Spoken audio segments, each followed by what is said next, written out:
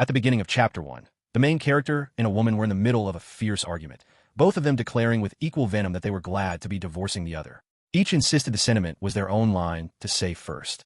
They threw words back and forth, each vowing that even if the other came crawling back in tears, they would never relent. They glared at each other with a shared and absolute conviction that they wanted nothing to do with one another.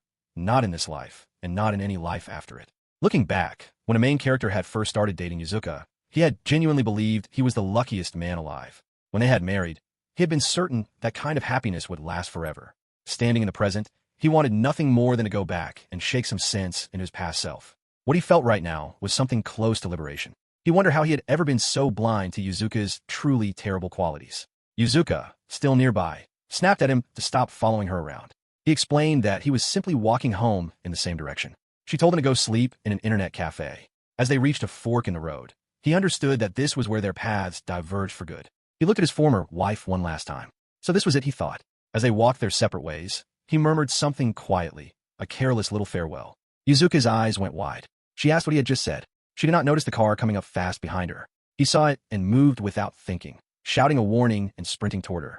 Then he woke up suddenly, brought back to consciousness by a sharp slap to the face. A girl was standing in front of him, remarking that he had finally come around and pointing out that he was going to be late. He recognized the girl as his younger sister, Sana, but something was wrong. She looked the way she had years ago when she was much younger. He could not understand why he was back in his childhood home. Had he not just been in a traffic accident? He immediately asked about Yuzuka, wanting to know whether she was all right. Sana responded by asking if he meant a game character. He clarified that he meant his wife, or rather, his ex-wife. Sana stared at him with wide and alarmed eyes, declaring that her brother had apparently lost the ability to tell the difference between the real world and a video game. He told her to stop looking at him like that. She told him not to think too hard about it, and made the offhand remark that there was no other girl out there who treated him as kindly as she did. He looked down at his hands. His body felt unnervingly light. The room around him was deeply familiar, and Sana, who should have been a grown adult, was standing there in a middle school uniform. An impossible thought began to take shape in his mind. He asked her why she was wearing a school uniform. She replied that she obviously had school that day, and so did he. It was his high school entrance ceremony. A little while later, he was punching the air with barely contained joy. He had slipped back through time. He could redo everything. He silently said goodbye to the unpaid overtime, the exhaustion he had fought off with energy drinks, and most importantly, the marriage to Yuzuka. He would never have to go through any of that again. Spotting Yuzuka across the room in her school uniform, he cursed her genetics under his breath. She was irritatingly cute, exactly as she had always been. But he had a plan for this second chance. He would get into a better company, build a better life, and marry someone with a strong educational background and good prospects. For any of that to happen, he absolutely needed to keep his distance from Yuzuka. And yet, with her sitting directly behind him, staying calm was proving difficult. The teacher stood at the front of the classroom and announced that introductions would begin. Kurose, which turned out to be the main character's name, found himself silently guessing the teacher's name before it was confirmed. When it was his turn, he stood and introduced himself, mentioning that his hobby was browsing bookstores. He thought to himself with a quiet and strange awareness that technically, given the memories he carried from his previous life, he was actually older than Yuzuka right now. Then it was Yuzuka's turn. She stood up. Kurose watched, knowing she had a tendency to hide her stage fright behind a composed and polished surface. But then something unexpected happened. Yuzuka introduced herself using his name. The teacher asked about it, clearly confused. Yuzuka froze in embarrassment, stuttering through a correction and explaining that she had simply been carried away by the momentum of the person before her. Kurose felt a quiet dread settle over him. Had she also retained memories from their past life together? Their classmates murmured and laughed softly among themselves. Some speculated that she had been nervous, which was surprising given her reputation for having things together. Others joked that she was more absent-minded than she appeared. One even made a light remark about whether Yuzuka and Kurose might be related, which was quickly dismissed by another classmate who pointed out they looked nothing alike. Later, Kurose was at a bookstore, flipping through a book and thinking carefully. The good news was that Yuzuka did not appear to have realized he also carried memories from his past life. He also reminded himself that their relationship in the previous timeline had not begun until after graduation, so there was time. His plan was to move through high school quietly and without drawing attention to himself, just as he had done the first time around. He felt a wave of nostalgia looking at the manga on the shelves. Then someone called his name from behind. He turned to find Yuzuka standing there, commenting on what a coincidence it was to run into him. Kurose thought to himself that this reunion was happening far too quickly for his comfort. Playing it safe, he pretended not to remember her clearly, asking who she was. Yuzuka reminded him with mild exasperation that she was Koikuwa, the person who had accidentally introduced herself with his name in homeroom that very morning. Kurose apologized and offered the excuse that he had been sleep-deprived from gaming too late the night before. Yuzuka's interest immediately sparked, and she asked whether he liked games, requesting a recommendation. Kurose thought to himself that he could not understand why she was showing this much curiosity toward him. Even in a different timeline, he was still himself, Kurose Kohei, the man who despised her deeply. Part of him wanted to say something cutting and dismissive to drive her away, but reacting that strongly with no apparent reason would seem suspicious at this early stage. So instead, he kept his composure and mentioned that if she had ever given games a fair chance, something like Monster Hunter or music games would probably suit her well. Yuzuka's eyes lit up with genuine surprise. She said she actually enjoyed both of those. His face betrayed him before he could stop it, a faint heat rising in his cheeks. Inwardly, he cursed her smile, that infuriatingly disarming, poisonous smile of hers. He told himself firmly not to be taken in by it, forcing his mind back to every cruel and cutting thing she had ever said to him during their marriage. He could still hear her voice, telling him she would sooner share a home with insects than spend another day living with someone like him. Kurose thought to himself that if she would rather live with insects than with him, he felt exactly the same way about cockroaches and her. Yuzuka then asked him whether he had any siblings. He told her he had a younger sister. She asked the sister's name. He said it was Sana, and wondered privately what was with all the questions. Yuzuka murmured softly to herself that Sana was a cute name. Kurose's mind immediately started working through the possibilities. Either Yuzuka was already laying the groundwork to gradually reshape him into someone she could manage and push around, starting while he was still 15, or perhaps she was simply trying to make a friend. He knew she had not had any real friends, but she would eventually come to see him as the person she hated most in the entire world. He caught himself and suddenly considered another possibility, that she might actually be trying to figure out whether he also had memories from their past life together. Yuzuka pressed on, saying she was genuinely curious about what Sana looked like and asking if he had any photos of her. That was enough for Kurose. He had already made up his mind that he was not going to get involved with Yuzuka in this second life, and every additional question she asked only strengthened that resolve. He made his excuses politely, telling her he was sorry, but that Sana was in the basketball club, and if Yuzuka was curious about her, she was welcome to come to one of the matches and cheer. With that, he stepped outside the bookstore. He had been planning to head straight home, but as soon as he was outside, heavy rain began pouring down without warning. He pulled out his umbrella and stood beneath it, the sight of the downpour pulling at something in his memory. This heavy rain was familiar. It matched a day from his previous life. If he was not mistaken, on the day of the entrance ceremony, a bolt of lightning had struck a nearby park. His route home passed directly through that park. He told himself he would simply have to move quickly and hope the lightning held off until he was safely past. Then he spotted Yuzuka. She was standing outside, covering her head with her hands, clearly not going anywhere. He could not understand why she was just standing there instead of going home. Then he remembered she was deeply, genuinely terrified of thunder. Even during their worst arguments in their marriage, she would still come to him during a storm, unable to help herself. He told himself firmly that none of that was relevant now. He had made his decision. He was not going to get involved with her, but she looked truly frightened. He hesitated for a moment. Then he called out to her. She asked with surprise what he was doing there and whether he had come because he was worried about her. He said of course not. He had simply noticed she did not appear to have an umbrella. In the back of his mind, he thought to himself that in his past life, Yuzuka had never once forgotten to bring an umbrella. The truth was that back then, he had deliberately left his behind just to have an excuse to share hers and walk closer to her. Yuzuka told him she did have an umbrella, but she had given it to some children who had been caught in the rain without one. She had not been able to simply walk past them. Kurose stood with the problem in front of him. If he told her directly that lightning was about to strike nearby, she would know immediately that he had memories from before, which he was not ready to reveal. But he also could not just leave her standing there in danger. There was no good option. He offered her his umbrella, handed it over, and started walking away, telling her to be careful on her way back. Yuzuka reached out and grabbed his wrist before he could leave, asking him to wait. She pointed out that he would get soaked without the umbrella. He said it was fine. There was only one umbrella, and he could change clothes later. He also added that since they had only just met that day, sharing an umbrella would give people the wrong impression if anyone saw them. Yuzuka laughed at that. He asked what was funny. She pointed out that he had been speaking very quickly and suggested that he was simply embarrassed about the idea of being under an umbrella with a girl. He denied it immediately, but felt the defensiveness of his reaction betray him even as he said it. He realized with irritation that she was teasing him, fully aware that he was a loner and not someone accustomed to being close to people. He noticed the rain was getting harder and said they should both hurry home. She took hold of his arm as they began walking. He flushed and asked what she was doing. She apologized and said he was walking too fast. He slowed his pace and asked if that was better. She thanked him. He thought to himself that even knowing it was Yuzuka, she kept catching him off guard in ways he could not quite control. Then lightning struck nearby. Yuzuka let out a sharp cry and instinctively pressed herself against his arm. She murmured that the lightning had been very close. He told her he would not know and asked her to let go now. She apologized and asked if she had hurt him. He said not really. He found himself asking internally why something so small was making him flustered. This was Yuzuka of all people. She then asked if she could come by his house, but at that moment Sana appeared. Sana looked at the two of them and immediately asked whether the girl beside her brother was his girlfriend. He said absolutely not and introduced Yuzuka as his classmate Koikawa. Sana introduced herself cheerfully. Yuzuka said she had already heard about Sana and that Kurose had mentioned her not long ago, that it was a very cute name. Sana thanked her and then asked for Yuzuka's first name. Yuzuka told her. Sana froze for a moment as the name registered somewhere in her memory. Then realization crossed her face. That was the name her brother had been asking about that very morning, wanting to know where she was and if she was all right. Sana promptly concluded, out loud, that the two of them had clearly started dating the moment high school began. She announced cheerfully that she would head home first and leave them to their date, adding that she had heard lightning had struck in the park nearby and that they should both be careful. Then she was gone, leaving the two of them standing together in the rain. Kurose looked at Yuzuka. Yuzuka looked back at him with a measured expression and asked flatly whether he had also slipped back through time. Kurose thought to himself that the secret was entirely out. He replied that even if he had, what of it? She said he was being childish for keeping it hidden. He told her that was exactly what he had planned to say to her, that she had been the one fishing for information back in the bookstore, asking questions and trying to catch him out, so she was hardly in a position to criticize.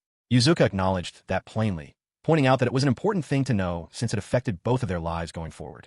Kurose pointed at her and declared his intentions clearly. He was going to get through high school quietly and without complications, and he expected her to stop approaching him from that point on. She replied with equal bluntness that the same went for him. He said he would never have spoken to her at all if she had not been in danger. She went quiet at that. She asked about the lightning. Had he known it was coming? Had he come out there to protect her? He quickly dismissed it, saying he had simply thought it would leave an unpleasant memory if something happened. He made it clear that he still disliked her. Now that everything was out in the open, she should not take his lack of other friends as an invitation to talk to him. She could keep the umbrella too. She did not need to return it. Yuzuka said she understood, and told him the same applied to him. He was a loner, and should not speak to her again either. They walked away in opposite directions without another word. Yuzuka moved through her thoughts as she walked. She remembered what he had said right before the accident that had sent them both back. Those two quiet words, until next time. She understood now. He had been trying to protect her then too. She whispered a quiet thank you to him, and a warmth rose in her face without her intending it. Behind her, Kurose's eyes went wide. He had heard something, a whisper, barely there. He stumbled over his own words and looked back. He almost called out to her, but stopped himself and turned away again, convincing himself it had been his imagination. He told himself firmly there was nothing to think about. He was never going to get involved with her again. Kurose and Yuzuka were playing a game together. Yuzuka expressed frustration at losing again. Kurose told her that was exactly why he had suggested she pick a top-tier character. She refused flatly, insisting on sticking with her chosen character because she found him the cutest. Kurose muttered to himself about how stubborn she was. Yuzuka pouted and declared she was absolutely going to win the next round. Kurose told her to bring it on. He thought privately to himself that even though he had played this game countless times, it was genuinely more fun playing it with her. Then something fell off. He noticed the game console in front of him and wondered whether it was the newest model and thought to ask Yuzuka what she thought of the customization. She did not respond. A creeping sense of familiarity washed over him, and then the memory hit him. Had he not already broken up with Yuzuka? Yuzuka's annoyed voice broke through, demanding to know if he was even listening. Then a sharp slap on his cheek snapped him fully awake. It was Sana, standing over him, telling him he was going to be late.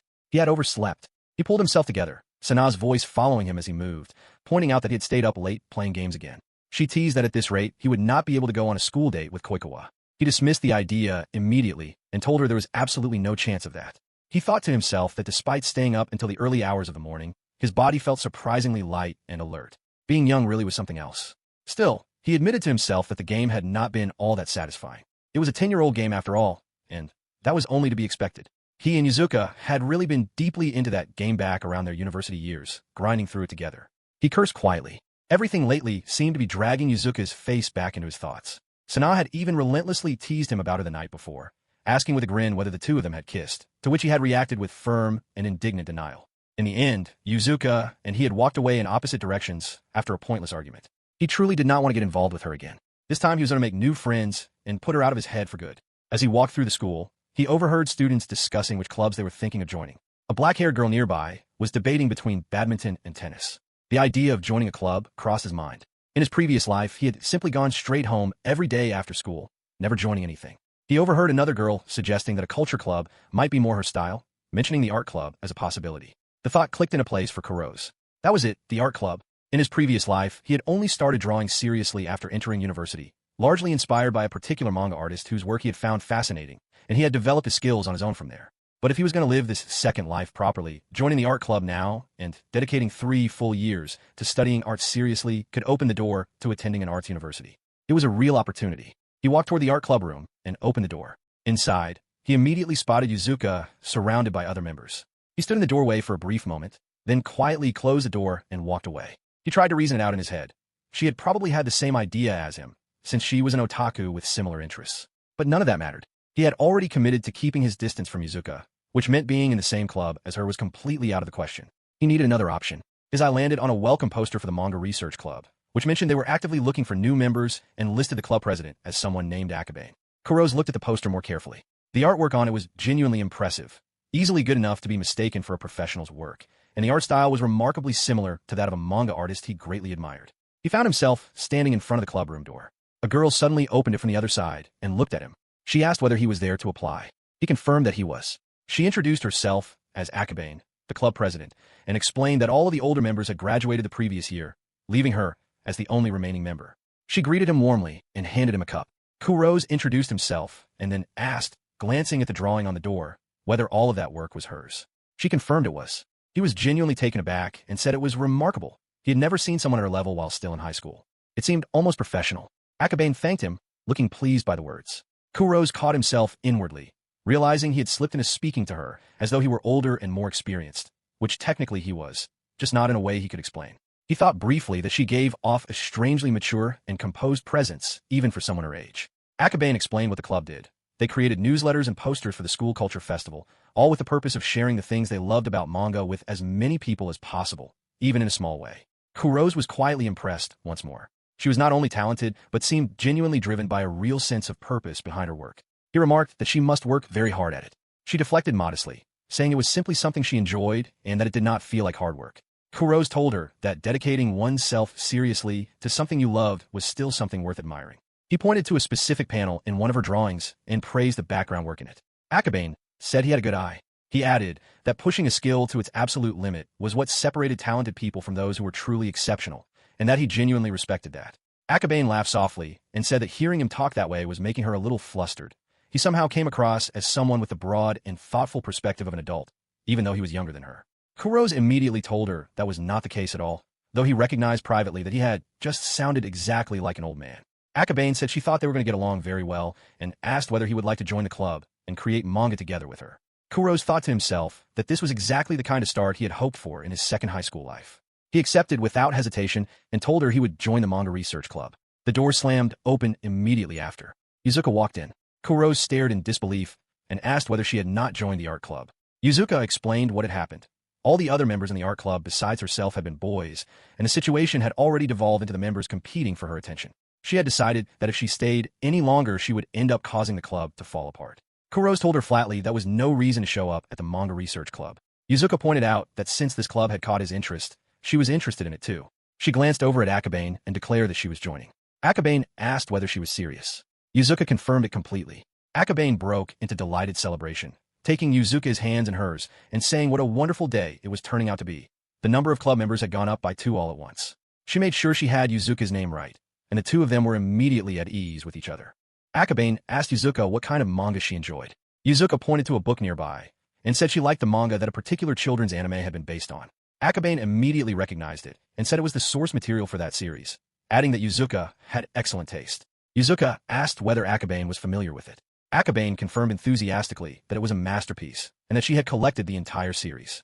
She praised the art and story as both being exceptional and singled out one particular episode involving a character called Rin-Rin-chan as being on an entirely different level from everything else. Yuzuka agreed wholeheartedly, noting how skillfully the series portrayed the emotional depth of its characters and how much she had enjoyed every part of it. She added that the author's ability to build and develop characters was truly impressive and admitted she was a particular fan of Rin-Rin-chan herself, which made her happy to find someone who felt the same way. Kurose watched the two of them fall into an excited and rapid back-and-forth conversation and thought to himself that it had escalated to a remarkable level of enthusiasm remarkably fast. Yuzuka laughed and said how pleasant it was to be able to talk about things she loved with someone who understood. She had not had the chance to do that in a while. Akabane smiled warmly and took Yuzuka's hand, telling her that now that she had joined the club, that kind of conversation was always welcome. Kurose stepped in at that point and brought up something he remembered. Had Yuzuka not said at some point that she was completely sick of drawing? Yuzuka replied that it was entirely his fault because he had kept her up all night for 3 nights running to help him finish a dojin. Kurose countered that he had made it up to her by taking her to a hot spring resort for 3 nights. Yuzuka shot back that she had paid for that trip herself. Kurose pointed out that she had only paid because she had refused to let him cover the cost. Yuzuka told him to be quiet and admitted quietly that she had just been happy to go on a trip with him at all. The exchange had the unmistakable rhythm of 2 people who knew each other very well. Without either of them noticing, Akabane had raised her phone and taken a photo. They both turned and asked what she was doing. She said cheerfully that she was gathering material for manga, and that the opportunity to capture a lover's quarrel on camera was not one she could pass up. Both of them immediately insisted it was not a lover's quarrel. Akabane asked with curious innocence whether the 2 of them were not dating. They denied it in unison. Akabane laughed and pointed out that the synchronized denial was itself telling. It was like watching a married couple who had been together for years. Both of them went very quiet at that. Akabane moved the conversation along, suggesting that since they were now in the manga research club, they ought to keep things appropriate and talk about manga. She brought up a series called something like I Wish My Singing Reaches You, using its shortened nickname. Both Kurose and Yuzuka immediately recognized it. Kurose said he had all the box sets and launched straight into discussing which season was the best, turning to Yuzuka naturally as he talked about the quality of the animation and the way scenes had been composed. Yuzuka agreed with him. They both found themselves excitedly discussing the relationship between 2 of the main characters, called Spica and Comet, and how much they had enjoyed the development between them in the most recent chapter. Kurose described a scene he had found particularly memorable, where Comet had fallen into a dark place and Spica had made ridiculous faces to try to make him laugh and bring him back. And he physically demonstrated the kind of expression he imagined, stretching his face dramatically. Yuzuka burst into laughter at the sight of it. Still laughing, she told him he had made her laugh just like that. The moment the words left her mouth, both of them suddenly realized what had just happened between them, and the warmth of it hit them at the same time. They both caught themselves and turned away from each other. Akabane watched them with a quiet and knowing smile.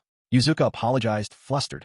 Kurose said they had both gotten a little carried away. Akabane told them not to mind her at all. Then she asked about the scene they had been describing. Had Comet actually falling into darkness appeared in the latest published chapter? Yuzuka clarified that it had not. It was something they had imagined together as a possible plot direction, a development they had dreamed up themselves. Kurose immediately realized the problem. He had described a future story that had not actually been written yet, and he had done so as though he remembered reading it. Akabane observed the situation with a quiet smile and remarked that for the 2 of them to be able to envision such a detailed and convincing story development together, she had a fairly clear picture of what their relationship was. Both of them denied it immediately. Akabane said it had been a joke, but added with genuine sincerity that watching the 2 of them talk, it was obvious they were having a wonderful time together. Kurose and Yuzuka were both momentarily speechless. Akabane said she hoped she was not overstepping, but suggested that it might genuinely benefit both of them to make up with each other sooner rather than later. Having a relationship where 2 people shared the same feelings and perspectives on the things they cared about was something truly valuable and not easy to find. Kurose felt heat rise in his face. He thought to himself with some embarrassment that being given relationship advice by someone who was effectively 10 years younger than him in lived experience was a genuinely humbling situation. He and Yuzuka were not together anymore, but when he glanced over at her, he found that she was blushing too. He stared for a moment. Akabane moved things along and confirmed that she could count both of them as new club members. Kurose said he was not joining if Yuzuka was going to be there. Yuzuka said that was supposed to be her line. Later that night, Kurose was alone with his game and muttering to himself that it felt boring. He thought about how much more fun gaming had been when Yuzuka was there with him. He recalled a memory. There had been a moment when Yuzuka had found out he was a serious gamer and asked why he had never told her. He had said it was because he had not wanted to be judged or made fun of for having otaku interests. Yuzuka had reacted with genuine surprise and told him she thought it was amazing that he was good at games. She had admitted she had almost never touched a game in her life and asked him to teach her so they could play together. And she had done exactly that.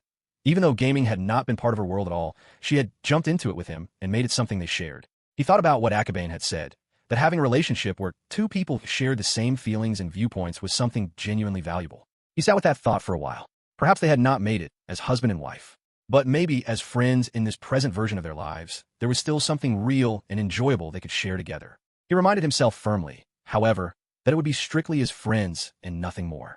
The next morning, Kurose lay in bed staring at the ceiling. He thought about how, just when he believed his high school life was about to take a genuinely promising turn, joining the manga research club with a wonderful and talented senior, his hated ex-wife Yuzuka had shown up and joined the same club. He had to admit to himself, however reluctantly, that talking about manga with her was actually fun. Discussing it with his classmates was a completely different and far less satisfying experience. He had tried once, asking the people around him whether the panel of Comet's blushing face from a certain chapter was not incredibly well drawn. They had just looked at him strangely. He reminded himself internally that the chapter in question was actually 10 years old, which was probably the source of the confusion. It had been a genuinely great piece of artwork. He figured the gap in sensibility came from being older and experienced than the people around him. His train of thought was interrupted by two male classmates nearby debating in entirely different terms about one of the female characters, which immediately made him want nothing more than to go and read manga somewhere quiet and peaceful. He got up and headed out. He decided to go to an internet cafe. In his previous life, places like that had been where he went to rest his exhausted body after grinding through long shifts at work. But in this second chance at life, it could simply be a place to read as much manga as he wanted in peace. Then, just as he arrived, he almost walked directly into Yuzuka. Both of them stared at each other in shock, each pointing at the other and demanding to know what the other was doing there. Kurose explained that it was a day off, and he wanted to spend it reading manga. Yuzuka said that had been her exact intention as well. The receptionist at the front desk politely asked whether the two of them would be using the facility together. Both of them immediately insisted they were there separately and had nothing to do with each other. The receptionist apologized and explained that the cafe was nearly full at the moment, with only one booth left available, a two-person couple's booth. Both of them protested that they were not a couple. The receptionist quickly clarified that the booth could be used by anyone regardless, and there was no requirement to be a couple. Kurose thought to himself that he did not particularly want to share a space with Yuzuka, but he also did not want to keep making things difficult for the staff. A short while later, the two of them were seated together inside the booth. He thought to himself that his ex-wife was uncomfortably close. Yuzuka glanced over at him and mentioned she was going to borrow the fourth volume of a manga series he recognized. He asked whether there was not something else she wanted to read first. She recognized the series immediately, and he thought to himself that of course she did. The two of them had had some very spirited and passionate discussions about that manga in the past. He remembered what Akabane had said about shared viewpoints being valuable. He glanced over at Yuzuka, then back at the page. He commented that looking at it felt nostalgic. Yuzuka picked up immediately on which scene he meant, the moment where the protagonist's old ally reappears. Kurose elaborated, describing how the two characters had parted ways after a falling out, but ended up crossing paths again under difficult circumstances, and in the end had worked together and overcome their enemies. Yuzuka responded with enthusiasm, pointing out exactly what she found so compelling about it. That even though they should have been strangers, or even enemies by that point, they still remembered each other's habits and rhythms well enough to fight in perfect unison. Kurose added that despite the harsh and blunt way they spoke to each other on the surface, there was clearly a deep fondness underneath it all. Yuzuka laughed and agreed, saying that however it looked from the outside, the two of them were absolutely best friends in the truest sense. She mentioned that she had read a lot of that series at his place, since he had every volume. She started giggling to herself about something. Kurose asked what was funny. Yuzuka said she was remembering how strangely he had behaved the first time he had come over to her place. Kurose replied that she could hardly blame him. It had been his first time stepping into a girl's room. He turned it back on her and pointed out that she had been nervous too. She admitted she had not been able to help it, since it had been the first time she had invited a boy over, and he had been her boyfriend at the time. They both fell quiet at the same moment. From the other side of the partition, a voice could be heard remarking on how loud they were, and another wondering out loud whether it was some kind of argument between a couple. Kurose realized they had gotten far too loud and gestured for Yuzuka to keep it down. He thought to himself that an internet cafe was genuinely not the right setting for the kind of conversation they kept slipping into. He was also left with an odd feeling that the conversation had ended before it was properly finished. He sat with that thought for a moment. Then his ears caught something coming from the other side of the partition, and he recognized immediately what it was. He stared ahead in disbelief, wondering whether the people on the other side were seriously doing that in a public place with high school students around. Yuzuka had clearly noticed it too. A memory surfaced in his mind, her expression the first time they had been in that kind of situation together. His face went hot. He slapped himself on the cheek to stop the thought in its tracks. Yuzuka jumped at the sudden noise, her heart pounding. Kurose opened his mouth and heard himself ask if she wanted to come over to his house. He immediately went rigid with shock at his own words. He had no idea what had possessed him to say that. He had just invited his hated ex-wife over. That was not what he had meant to do at all. He simply wanted to get out of where they were sitting. There were absolutely no ulterior motives involved. He noticed Yuzuka had pulled back slightly, and he quickly clarified that he did not mean anything inappropriate by it. The sounds from the other side of the partition had become even less subtle, making the situation harder to sit through with any composure. He explained that it was simply difficult to stay there under those circumstances, and that they could talk as much as they wanted back at his house without the same problem. He also mentioned that he had a game console there. Yuzuka's expression shifted with unmistakable interest at that.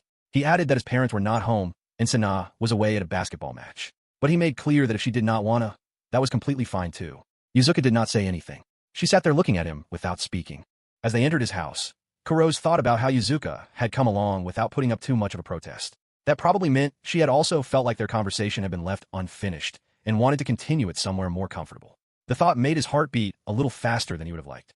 Yuzuka immediately recognized the old fighting game he had set up, commenting that it brought back memories. Kurose confirmed it was about 10 years old and asked if she wanted to play. She asked whether that was all right with him. A little while later, the two of them were deep into a match, characters flying across the screen. Yuzuka protested indignantly that using a super move at that moment was completely unfair. Kurose laughed and told her he was not going to hold back for her sake. He thought to himself that he was having far too much fun, especially considering how utterly boring playing the same game by himself the night before had been.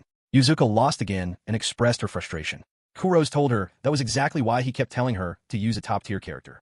Yuzuka refused as firmly as ever, insisting she was sticking with her chosen character because he was the cutest. Kurose had a strong sense of having experienced this exact moment before. Yuzuka fanned herself with her hand and complained that the room was too warm, then reached over and adjusted the air conditioning. Kurose questioned whether it was really that bad and made a careless remark that if she was too hot, she could just take off her top layer. She immediately called him a pervert. He insisted that had not been what he meant. The air conditioning responded to the adjustment and kicked into high gear, and before long Kurose was shivering. Yuzuka pointed out that he was very sensitive to the cold. He argued that she was the one who was overly sensitive to heat and reached over to turn the air conditioning off. She immediately objected, pointing out that if her hands got sweaty, it would ruin the controller.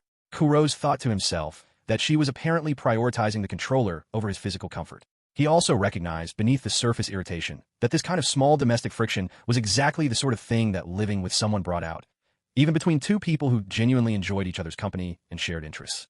Yuzuka decided there was no other way around the problem and took off her cardigan, handing it to him and telling him to put it on.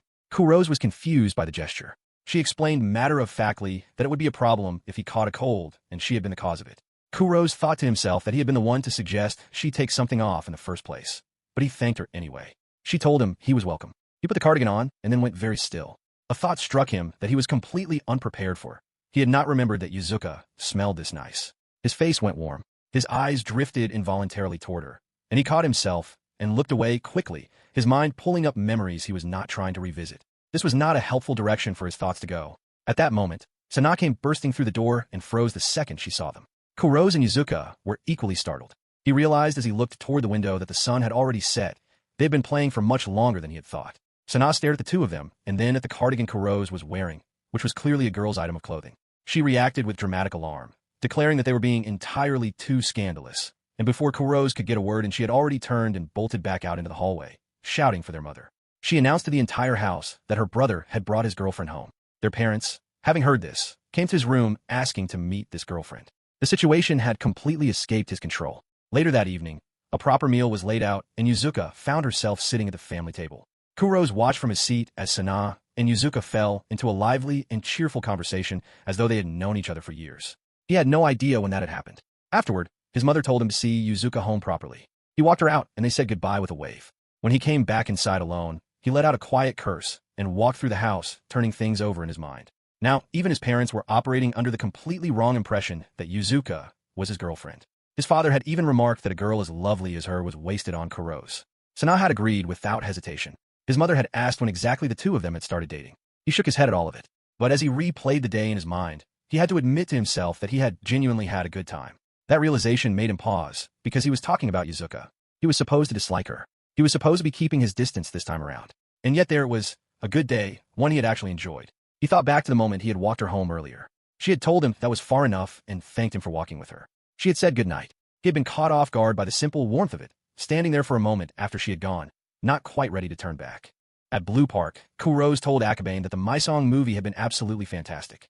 Akabane agreed wholeheartedly. She noted that beyond the impressive action sequences and the character designs, the production team had gone to extraordinary lengths to make the backgrounds themselves into genuine works of art, down to the smallest and most easily overlooked details. The final result had been something truly special. Kurose said it was exactly what he had come to expect from one of Akabane's recommendations. He thought to himself that watching a movie with Akabane was genuinely wonderful. Yuzuka chimed in with equal enthusiasm, saying that watching My Song alongside Akabane had felt like a dream.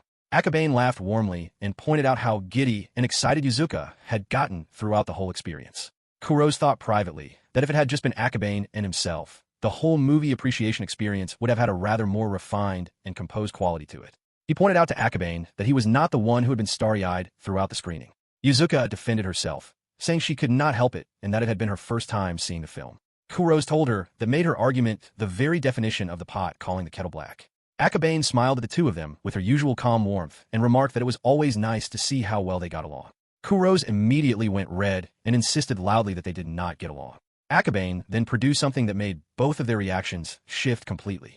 She said she wanted to give them the deluxe trading card game from My Song, the special edition that came with a costume set, including outfits for both Comet and Spica.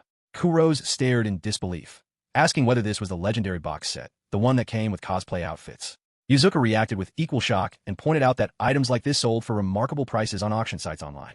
Akabane looked puzzled and said she did not think of it as a particularly rare item and wondered whether it would only be considered a collector's piece after roughly another decade or so had passed. Kurose immediately leaned toward Yuzuka and whispered urgently that Akabane was talking about the future, something they needed to be careful about. Yuzuka caught herself with a small flinch of realization. Akabane suggested that since she was giving it to them, the two of them should try it out at home together since it was designed for a younger audience and would be simple enough to play. Kurose thanked her, but said in that case, Akabane should join them and play together. Akabane let out a short laugh and said she could never bring herself to intrude on a couple during what was essentially a honeymoon. She asked them to send her the cosplay photos, gave them a cheerful wave, and left. Both Kurose and Yuzuka went bright red and called after her in unison that they were absolutely not a couple. And yet somehow, after all of that, Kurose and Yuzuka ended up doing exactly what Akabane had suggested, having a card battle between the two of them at Yuzuka's house of all places. As they came inside, she told him he could leave his things on the sofa.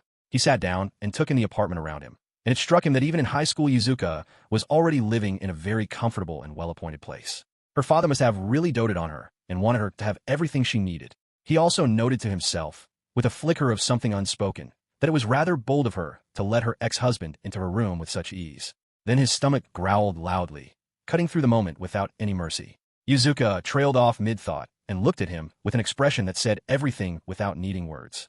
She muttered that she supposed there was nothing else to do about it, tied her apron around her waist, and went to the kitchen without announcing what she was doing. She cracked some eggs into a pan and cooked them quietly, and when they were done she set the finished dish on the table and told him to eat before it got cold. Kurose stared at the plate. It was his favorite. He sat completely still for a moment, turning over in his head whether there had to be some kind of ulterior motive behind this. But he knew that if he said that out loud, she would take offense immediately. So he kept it to himself and said he was going to dig in. He took a bite and his expression transformed. It was genuinely delicious. Yuzuka watched him curiously and asked how it was. He told her it was delicious. She let out a quiet sigh of relief at that and said she was glad.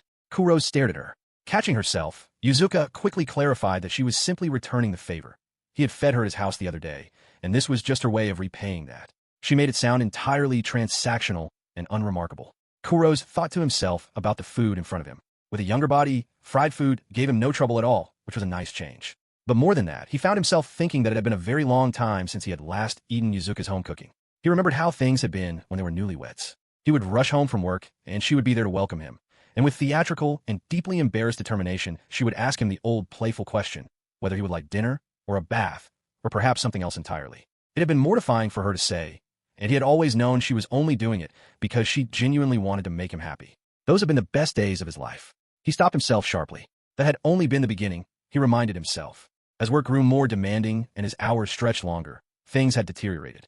Yuzuka would be furious when he came home late without warning, asking why he had not replied to her messages and pointing out that she had cooked dinner and waited for him. Kurose would counter that he could not use his phone during work hours and that she did not have to wait. She could have simply eaten without him or gone out. As time wore on, by the point things were ending between them, coming home from work had become an entirely different experience from those early happy days.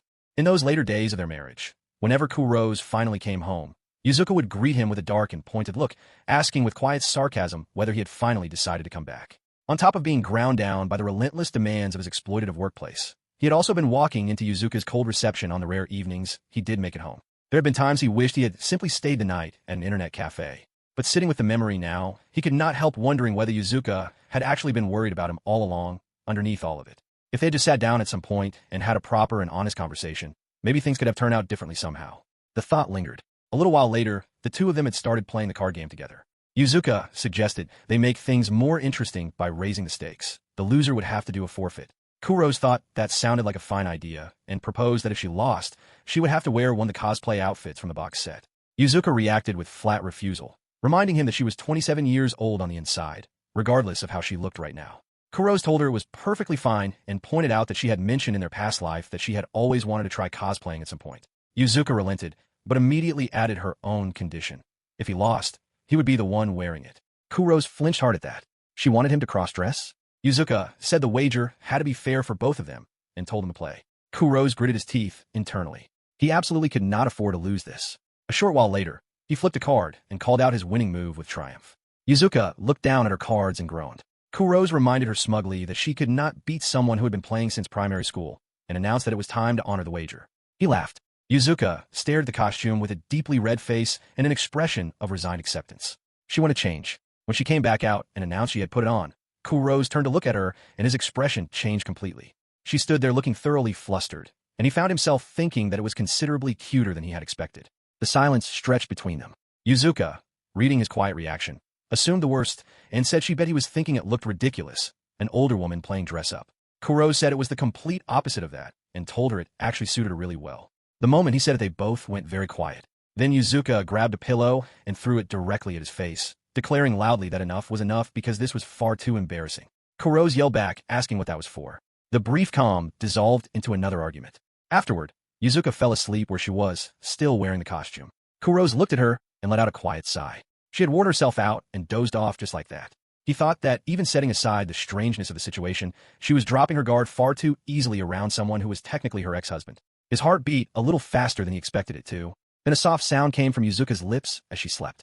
She was murmuring an apology to him, using his given name, telling him she was sorry.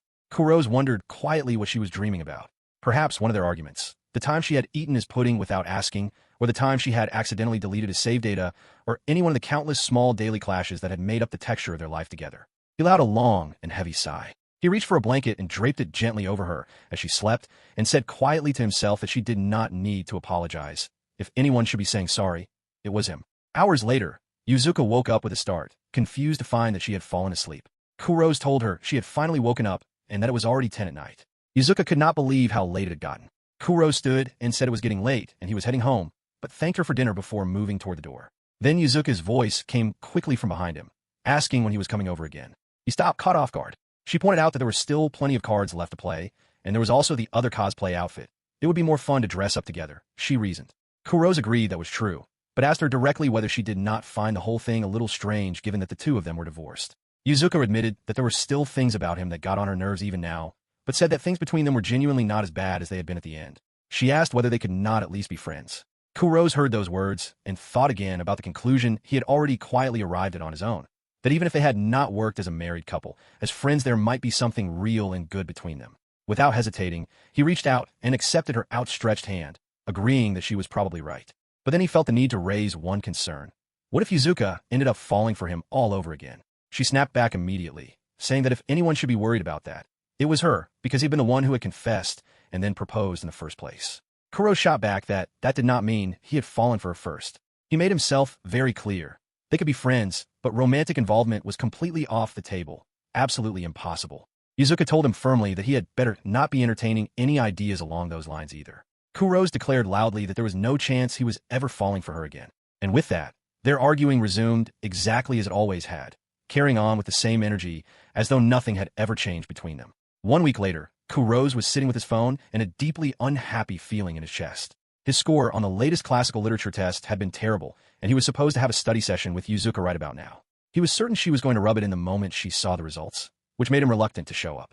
His phone suddenly vibrated. The call was from Akabane. He answered with surprise. Her voice came through on the other end, apologizing for calling without warning and asking if the two of them could meet up alone, just the two of them. She had something she could only discuss with him. Kurose went still at that. At the same moment, across town, Yuzuka sat staring at her own phone with a quiet frown, muttering to herself that Kurose was late. Akabane apologized for calling him out so suddenly. Kurose told her it was no trouble at all. Then Akabane's expression shifted into something more serious and focused, and she spoke to him in a tone that matched it. Kurose noticed the change immediately and felt a flicker of nervousness rise in him, wondering what she was about to say. Without warning, Akabane reached out and clasped his hands in hers, which made his nerves spike further. She told him she had a favor to ask. She wanted him to become a manga editor for her. Kurose stood completely speechless for a moment. Akabane explained that she had been watching him carefully since he had joined the club, and she had come to recognize that he had a remarkable ability to anticipate how stories would develop. Kurose thought to himself, internally, that technically he was living through life on a second playthrough, which made that ability rather less mysterious than it appeared. Akabane added that it was an extraordinarily useful skill to have, and not only for the purpose of making manga. Kurose stammered something vague in response. She pressed him again, asking whether he would lend her that ability of his. He was still trying to process the request when something else hit him suddenly. He had left someone waiting. He apologized quickly to Akabane and told her they would talk about it another time. Akabane sent him off with a wave and asked him to think it over. Kurose hurried out and ran to the cafe where he had agreed to meet Yuzuka. When he arrived and was welcomed inside by a staff member, he scanned the room anxiously, wondering how angry Yuzuka was likely to be. When he finally spotted her, there was a young man sitting across from her at the table. Just as Kurose took that in, Yuzuka looked up and noticed him. The young man stood, said something to Yuzuka, and asked her to please consider his request. Yuzuka replied that she had heard him and waved him off politely. After the man had gone, Yuzuka turned her attention to Kurose and scolded him for being late. He apologized and then asked who the man had been. Yuzuka told him it was someone named Yamada from the basketball club, who had come to ask her to be their team manager. The name rang a bell somewhere in Kurose's memory. Now that she mentioned it, he did recall someone like that, a reasonably popular figure at the school. Yuzuka looked pleased with herself and said that Yamada had good taste in who he approached. Kurose then asked, in what he intended to be a casual and detached way, whether that meant the two of them would no longer be spending time together like this. Yuzuka looked at him in confusion. He explained that he was wondering whether she was going to take up the manager role. Yuzuka pointed out that she had not said she would, and then looked at him carefully and asked why he seemed upset. Kurose looked away and said he was not upset. Yuzuka's expression shifted into something knowing, and she asked with a smirk whether there was any possibility he was jealous of Yamada. Kurose denied it immediately and with more heat than was probably necessary. He added that he was not the possessive or clingy type, unlike her. That last comment landed badly. Yuzuka's face tightened. She turned and stormed toward the exit, snapping that on top of showing up late, his attitude was something else entirely, and calling him the worst before pushing out the door. Kurose was left standing there, unable to find a single thing to say. He made his way home in a low mood. Sana was there to greet him and immediately asked why he looked so gloomy. He ignored the question and told her to go dry her hair. Sana tried to lift his spirits and produced 2 tickets, pressing them into his hands with bright energy. They were tickets to the Shimano Zoo, and she told him he should use them and take Yuzuka out on a date. Then she left him alone with the tickets. He looked at them and realized, with some surprise, that the zoo was connected to an anime that Yuzuka liked. He lay on his bed and turned things over in his head. It was nothing more than a potential outing with Yuzuka, and yet something about the current situation was leaving a genuinely unpleasant feeling in his chest. Things had not been like this when they were dating. Back then, there had been none of this friction. A memory surfaced without him trying to call it up.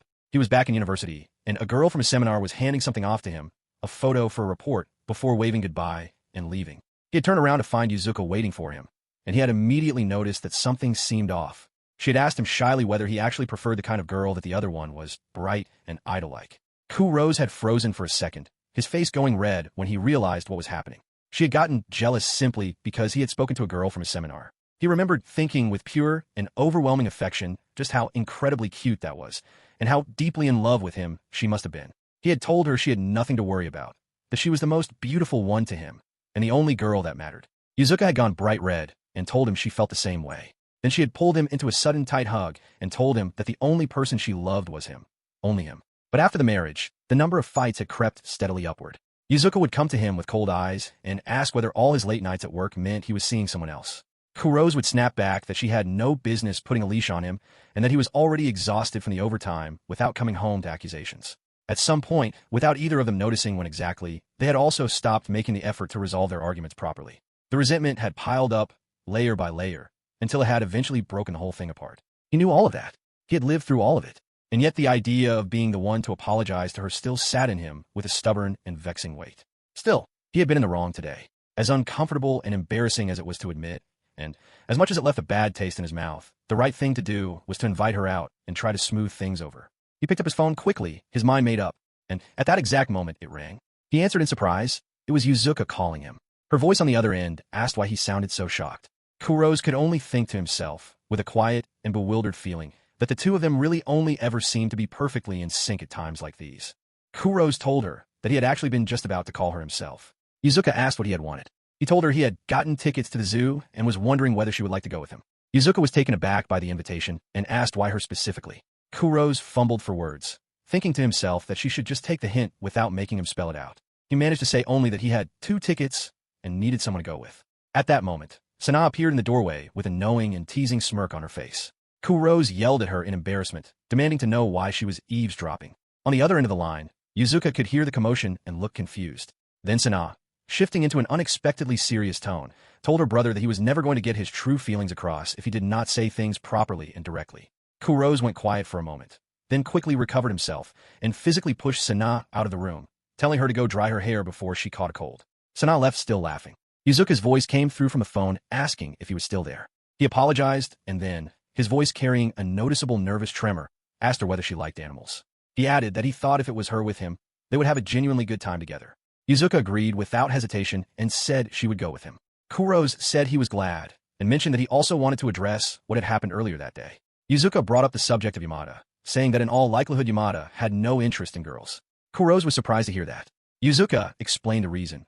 When she had been 25 years old in their previous life, she had attended an alumni reunion where a very pretty girl had greeted her warmly, saying it had been a long time. It had taken her a moment to realize that the girl was Yamada, now having transitioned, and was there with a former club member.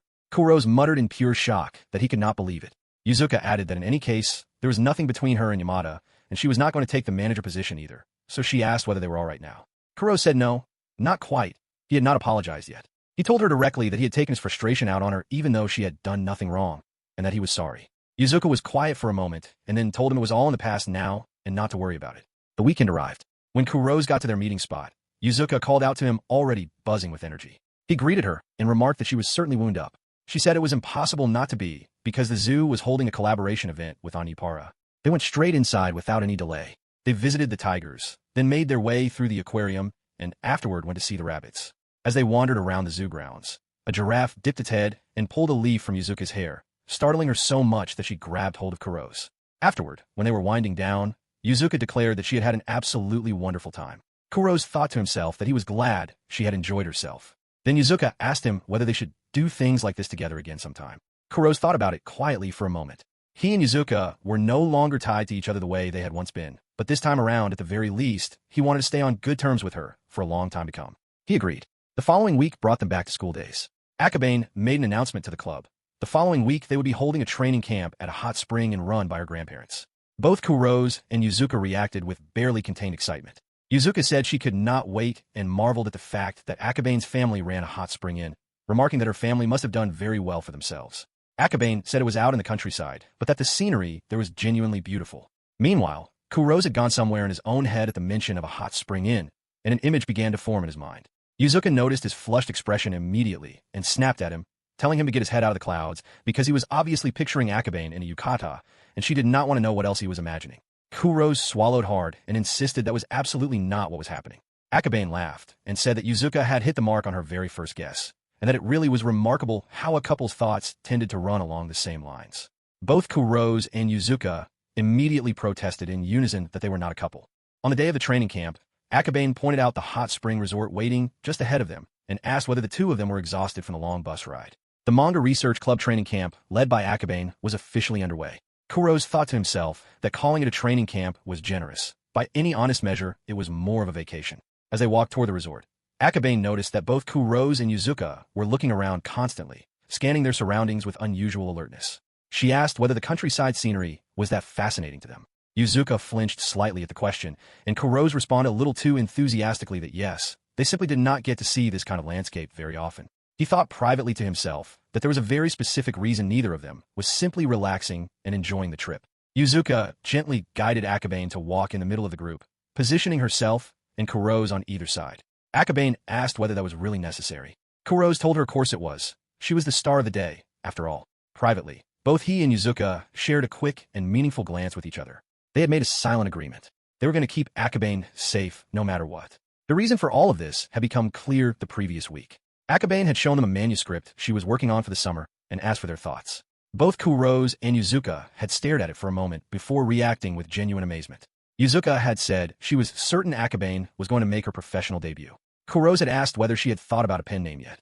Akabane said she already had one in mind, Akazuru. She explained that she had combined the AKA from Akabane with the Zuru from her given name Chizuru. The moment she said it, both Kurose and Yuzuka went completely still. They repeated the name back in shock. Akabane asked whether it was a strange choice.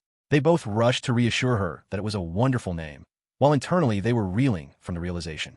Kurose leaned close to Yuzuka and whispered the name to confirm what they both already knew. In their previous lives, the manga that had first brought Yuzuka and him together during their university years was a massively popular series called Conqueror of the Skies. The celebrated mangaka behind that work had published under the pen name Akazuru. The person behind that name was Akabane Chizuru, their senpai, standing right in front of them. If that had been the only revelation, they would have been overjoyed. But there was something else attached to it, something heavy. In the midst of the serialization of Conquer the Skies, 10 years from now, Akabane would die suddenly, and far too young. The cause of death would be anaphylactic shock from a wasp sting. Kurose remembered something more. In an interview from their past life, a journalist had asked Akabane what the most frightening scenario she could imagine for herself would be, given how often she put her characters in dangerous situations. She had answered by recounting a memory from her third year of high school, when she had gone to a hot spring resort run by her grandparents as part of a club training camp and had been stung by a wasp and nearly died. Kurose had connected everything from there. 10 years after this very training camp, she would be stung again, and the second time would kill her. But if she had survived the first sting, that meant she had not yet developed the full allergic reaction. In other words, if they could prevent the first sting from happening at all, they might be able to change what would eventually happen to her. He had laid this out for Yuzuka and asked her to work together with him to protect Akabane's future. Yuzuka had agreed immediately and completely. So there they were back in the present, arriving at the hot spring inn. An elderly woman came out to welcome them warmly. After exchanging greetings, they went inside. Akabane told them that the inn was fully booked that day, so the two of them should feel free to relax. But when she turned to look at them, Kurose was busy spraying something along the walls of the room, while Yuzuka was doing something equally suspicious in another corner. Akabane asked what on earth the two of them were doing. Kurose said it was absolutely nothing and told her not to mind them. Yuzuka echoed the same. Kurose thought to himself that the room should now be safe, and that all that remained was to cover the corridor outside and plan the route for the following day. He also noticed he had worked up quite a sweat from the effort. A little while later, they made their way to the bath. Yuzuka kept glancing around carefully while they were inside. Akabane noticed and asked whether something was wrong. Yuzuka quickly said she was just worried that bugs might turn up somewhere. Akabane laughed and told her not to worry. If anything happened, she would be there to protect her. Yuzuka responded with a quiet agreement, keeping her true reason entirely to herself. Akabane then said there was something she had been meaning to ask Yuzuka for a while. How had she and Kurose first met? Yuzuka flinched at the question for a brief moment, then composed herself and told the story. She explained that it had been during middle school. Kurose had been sitting next to her reading a manga, one that she herself happened to love deeply, and she had worked up the courage to say something to him about it. It had turned out that their thoughts on that manga were remarkably aligned, and that shared feeling was what had brought them together and made them close. Inside Yuzuka's head, she was desperately screaming to herself that she wanted so badly to tell Akabane that it was her manga, the very one that had brought them together, but she could not say it. Akabane responded to the story with genuine wonder, saying it was a beautiful thing and that the manga had essentially played the role of Cupid in bringing the two of them together. Yuzuka nearly choked on that observation and quickly steered the conversation in a different direction, saying she was far more interested in hearing Akabane's own story and asking when she had first started drawing manga. Akabane thought about it for a moment and said that for as long as she could remember, she had always been drawing. She had loved it since she was very small and had spent much of her childhood drawing entirely by herself. Yuzuka echoed the word with some surprise. Akabane explained that she was simply the kind of person who was content spending time alone, but that she had always wanted to share the joy that manga brought her with other people, which was why she had joined the Manga Research Club. When all the older members graduated and she was left on her own, she had fallen into a slump and struggled for a while, until the two of them had shown up. They read her work, they got excited about manga and anime alongside her, and her presence had made her daily life genuinely enjoyable and full again. She told Yuzuka that having the two of them by her side made her very happy, and thanked her warmly and sincerely. Those words reached Yuzuka deeply. She pulled Akabane into a firm and tight hug and told her not to worry about anything. She and Kurose were going to protect her, no matter what. On the other side of the bath, Kurose noted that things seemed to be getting lively over in the women's section. Then a faint buzzing sound caught his ear. He looked up and immediately felt his blood run cold. There was a wasp, and it was moving in the direction of the women's side. He cursed himself. He wanted to warn them, but shouting might startle the wasp and provoke it into attacking. He could only hope that the two of them would notice it on their own. On the other side, Yuzuka had been scrubbing Akabane's back and was about to say something when her eyes caught the wasp moving toward them. Both women were on their feet in an instant. Yuzuka pulled Akabane into a tight hold and told her to stay completely still and make no sound. Kurose pressed his ear to the dividing wall and concluded from the sudden silence that they had both seen it. He reminded himself of what he knew. The safest way to handle a wasp encounter was to avoid sudden movements and noise and to slowly back away. But if the wasp chose to attack right now, neither of them would have anything to defend themselves with inside the bath. He broke into a cold sweat. Without thinking it through further, he moved to get a look at the situation, apologizing internally for the intrusion and swearing to himself that he had absolutely no other intention. What he saw through the gap was the two women pressed together with the wasp closing in on them. He realized with alarm that they had been backed into a corner. Any wrong movement and the wasp would attack. He stood there frozen, his mind racing and coming up empty. Was this it? Was the future truly unchangeable no matter what they did? Then Yuzuka's voice cut through everything, crying out his name and begging him to help them. The sound of it snapped Kurose out of his dark spiral immediately. He reminded himself of what he and Yuzuka had promised each other. They were going to protect Akabane together. With all the strength he had, he shoved open the dividing wall between the two sides and shouted at the wasp, drawing its attention directly to himself. The wasp turned toward him. Both women let out a breath of relief mixed with fresh worry. As the wasp flew toward him, Kurose raised the bug spray he had brought along and discharged it directly at the creature. It fell to the ground and did not move again. He thought to himself in relief that it had been a very good decision to pack the spray, just in case. Akabane murmured that it had been quite a frightening moment, then turned to Kurose and thanked him for saving them. He told her it was nothing and said he was simply glad they were both all right. Before he could finish the sentence, Yuzuka suddenly threw her arms around him in a tight embrace, crying his name. His face went instantly and completely red. She was crying, telling him how frightened she had been and thanking him for coming to their rescue. Kurose stammered a response, managing to point out that Akabane was standing right there watching them. Akabane gazed at the two of them with sparkling and delighted eyes, remarking warmly that something rather good seemed to have come out of all that fear. Both Kurose and Yuzuka snapped back to the reality of the situation and cried out her name in mortified unison. Afterward, Kurose let out a long and exhausted sigh of relief, glad it was finally over. They stood before the inn's elderly owner, and Yuzuka claimed with a straight face that the dividing wall had simply fallen over on its own. Akabane backed her up, adding helpfully that the wall was quite old. Kurose stayed silent throughout, directing a steady stream of internal apologies at the old woman. The owner accepted the explanation graciously and apologized herself for the trouble, while Yuzuka and Akabane kept their expressions steady. In the end, the situation was smoothed over entirely. Kurose reflected quietly that in the end, he had been the one who needed saving. When they returned to the room later, Akabane said she wanted to thank the two of them properly for what they had done and asked whether there was any way she could reward them. Kurose said that when she made her professional debut, the first autograph she gave out had to go to them. Akabane said that went without saying. She had in fact been planning to ask both of them to become her editors from the very beginning. Both Kurose and Yuzuka stared at her in stunned silence. Kurose turned to Yuzuka and asked whether Akabane had asked her to.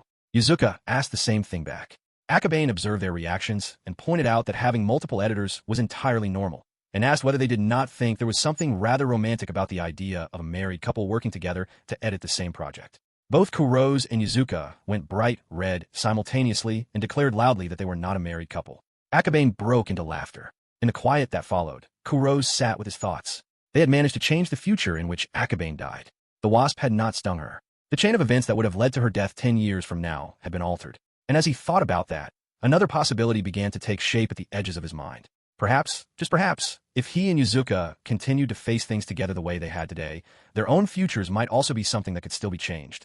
The next day, Yuzuka was fired up and ready, calling out to Akabane as she sent a ping-pong ball flying toward her.